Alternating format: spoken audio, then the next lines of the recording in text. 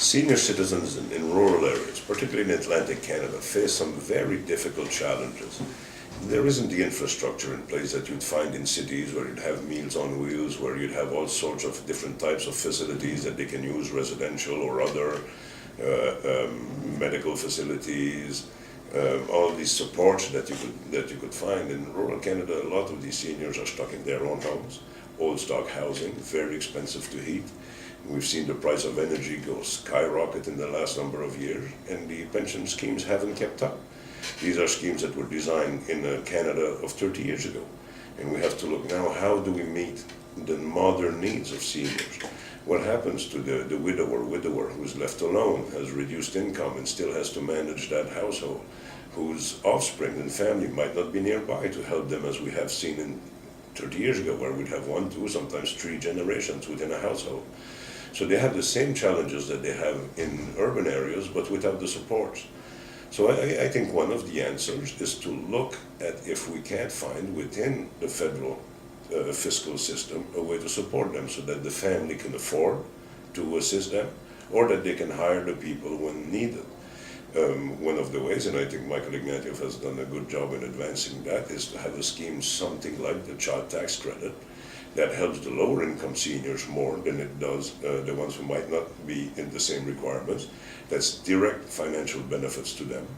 That family members can look at long-term commitments in aiding their loved ones in their time of need, and have an EI type structure that lasts 6 months or longer so that they can come and assist. Further, we have to look at what are the medical systems that we have in rural areas. What are the rehabilitation centers that we have? How do we assist seniors who are coming out of hospitals and who need post-operative care?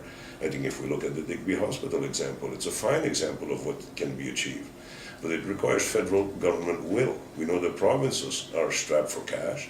We've seen the Atlantic Accord get cut. The money that was going to the province that was helping them provide some of these services, that's been there. That's been removed by Harper.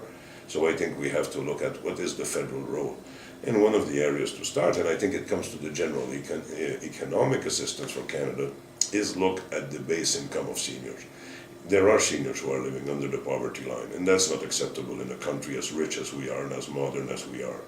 I know from experience that any money we invest in low-income Canadians, that we help them elevate them above the poverty line, assists the economy generally, because they can't afford to hoard that money. They're not spending the winter in Florida with that money.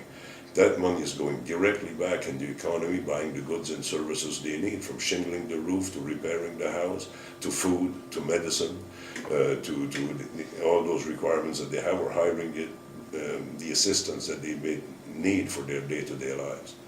So I think there's a lot that can be done, and I'm committed to working with seniors to advance the quality of their life in rural Canada.